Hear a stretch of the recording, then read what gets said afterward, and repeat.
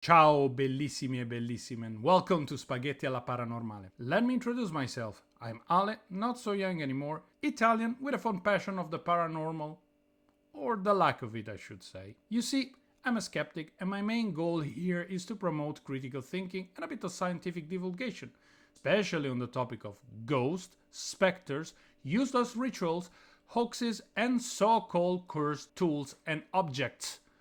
Yes, a full immersion in lunatic town, some would suggest. But I promise, I do my best to keep an open mind around these facts. Let's see what's on the menu today, shall we? The Ouija board. The ultimate mean of communication with the deceased one. The all-time favorite of mediums all over the world. The perfect tool for gathering evidence for some paranormal investigators. The forbidden object of all religious practitioners. Or just a simple innocent kid's toy with a really bad reputation, courtesy of religion, superstition, and misinformation. But what is this phantomatic board? I know that the majority of you already know the ins and outs, but just for the profanes, here's a quick explanation. It's a rectangular plank, sometimes made of cardboard, sometimes wood, with yes and no written on the top corners and a goodbye at the bottom. In the middle we find letters and numbers. Then we have the planchette, which is used to indicate the letter that the spirit is pointing to in order to form a word such as banana or more difficult words such as supercalifragilisticexpialidocious. Thank you, Mary. To top all that, each participant needs to place their fingers on the top of the planchette so the spirit can move said planchette. Yeah. But what about the actual origin? Let's make a long story short, shall we? The name was invented by a medium, Helen Peters Noseworthy, patented by Elijah Jefferson Bond in 1891, and then William Fuld bought the rights in 1892, founding the Kennard Novelty Company, and mass-produced the toy. The board was a huge success, especially among kids. People were going crazy for this thing. People went nuts in order to have one. They wanted it so badly. It was chaos. The apocalypse, complete Lovecraftian level of insanity, world going to a disaster of biblical proportion, fire and brimstone falling from the skies, dead rising from their graves, sacrifice, dogs and cats living together, mass hysteria. Okay, I obviously made up the final part, since most of what I said comes from a great movie from my childhood, but you got the gist of it. It was indeed a success, and since the recent rising of the occultism and spiritualism movements among the people of that time, some not so honest folks, mediums, saw the potential of this thing and started to exploit the gullibility of believers in the occult and made money out of it. Or out of them, I should say. The key part of the scam was the fact that people were led to believe that the planchette was moving on its own. Fortunately, illusionist, escape artist, and magician Harry Houdini, together with some others, started to debunk all those claims made by these charlatans, and in 1924 he published a book, A Magician Among the Spirits, in which he was explaining the method used by the mediums and the trickery involved in those scams. In chapter 9, Byproducts of Spiritualism, he briefly talked about the Ouija board, calling it basically a scam and dangerous, quoting Dr. Curry, medical director of the State Insane Asylum of New Jersey, who issued a warning concerning the board itself, and I quote, "The Ouija board is especially serious because it is adopted mainly by persons of high-strung neurotic tendency, who become victims of actual illusions of sight, hearing, and touch at spiritualistic seances. The good doctor also predicted that soon the asylum would flood with patients, victims of this nonsense, unless the popular taste did not swing to more wholesome diversions." End of quote. Fortunately, it was not the case. Or wasn't it? But how mediums could get away with that? How they could convince their customers that the spirit was moving indeed the planchette? Well, back in 1852, Dr. William B. Carpenter, a psychologist, in his essay on the influence of suggestion in modifying and directing muscular movements, suggested the idea of the existence of a phenomenon called the ideomotor effect. Basically, it is a psychological phenomenon wherein a subject makes motions unconsciously. As in reflexive responses to pain, the body sometimes reacts reflexively to ideas alone, without the person consciously deciding to take action. Just to give a quick explanation.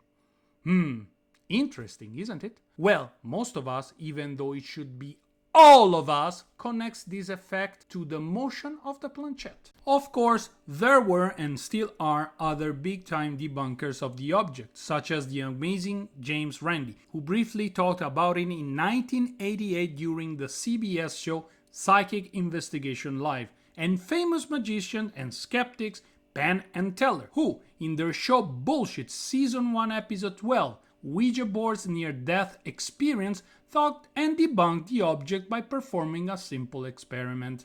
They asked some volunteers to perform a seance in this haunted place, first under normal rules, or for the most experienced, under normal mumbo-jumbo's condition, and of course, all of them were sure that they were talking to the spirit haunting the place. Later, they asked the volunteers to repeat the same seance, but this time they were all blindfolded and, unknown to them, the Ouija board was flipped upside down. They kept moving the planchette in the direction they thought the words yes, no, and all the previously chosen letters were. The duo, well, Penn, since Teller never talks, explained also how the ideomotor effect works, and they suspected that the volunteers were subconsciously trying to reach for the same letters which were selected by the entity in the first part of the experiment.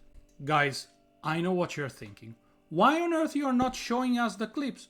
Well, the material is protected by copyright, okay? But rejoice, you can watch Bullshit on Paramount Plus, so you're welcome. Speaking of something that connects with what Penn and Teller observed, in 2018 a Danish researcher, Mark Andersen from Aarhus University, and I hope I'm pronouncing the name correctly, together with his team conducted an experiment in regard of the Ouija board. To summarize, it went like this. They connected 40 participants to an eye tracking device, dividing them in pair of course, and they asked them to perform the seance 2 times. They defined 2 precise conditions. The first, a voluntary action condition, in which they asked the participants to move the planchette deliberately to spell the word Baltimore or to point it to yes and no respectively. In the second condition, the Ouija condition, they asked them to perform the experiment using the board normally. Yes, the mumbo-jumbo spooky way. At the end of the experiment and after reviewing the data, Dr. Andersen observed the following. He noticed that the participants made more predictive eye movements in the voluntary condition than they did in the Ouija condition. Unsurprisingly, given the underlying mechanism of the sense of agency, the participant reported feeling much less in control in the Ouija condition than they did in the voluntary one. In short, participants were indeed predicting the next letter, and the spooky or paranormal feeling that the Ouija board is induced by that. Basically, it was always one of the 2 that was moving the planchette. Yeah, what a revelation, and why am I not surprised? Of course, we have also to hear the other side of the coin, the organized religion community, the believers in the occult, and similar. Organized religion's line of thought is always the same. It's dangerous, blah blah blah, it's evil and demonic. It's demonic. I mean, porca miseria. Even some member of the Vatican, such as Joseph Ratzinger, went so far in warning people about the danger of the Ouija board. Yeah, the danger.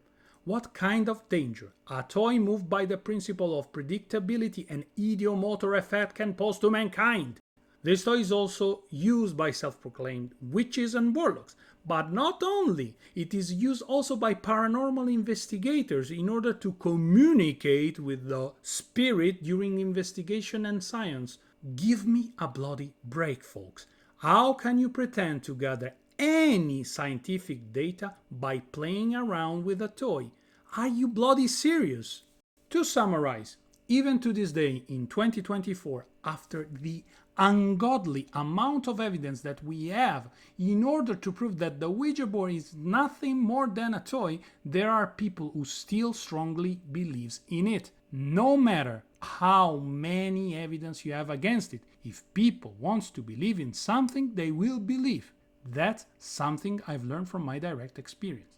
If you only do a quick research here on YouTube, you will find countless of sensationalist channels that are trying so hard to receive likes and views by showing you their real experience with the Ouija boards and how scary this experience was. Although there are some folks out there that are genuine in believing that this thing might work, for sure the key components are their personal beliefs, the lack of research in this matter, and for sure the biggest factor of all, the suggestion part. In any case, it's my belief that we as skeptics, as people with some degree of critical thinking skills, should try our best to divulgate and spread scientific and proven information in order that someday people will swing to more wholesome diversions, to quote again Dr. Curry. And there are many debunkers that already did hundreds of thousands of experiments as well in order to convince these folks that a toy is still a toy. No matter how hard you wish it is real, it will be still a toy. Concluding this video, but I think it's clear what are my thoughts on the matter by this point. I'd say that the Ouija board is not a mean to talk with the deceased ones. You don't summon any demon, evil entity, ghost, spirit, fairy, and so on and so forth. It is neither a useful tool for a paranormal investigation. At best, is a board game that you can play with to have some laughs and spooks with some friends, and at worst, it can be used as a decoration for your scary haunted place. All references are coincidental. Some of you is asking, but Mr. Spaghettino, is there a way we can convince you that the Ouija board is legit? Yes, of course, certo. The day that the planchette will move by itself with no fingers touching it, no strings, no foul play involved of any kind, and it will spell out some coherent words, I would reconsider. Until then, I classified it as a load of nonsense. That's it. That's all I have for today. If you enjoyed the video, please consider to subscribe, hit the like button and leave a comment down below. Of course, all sources can be found in the description box. Thanks for watching the video, and till the next time, bellissime bellissime, arrivederci!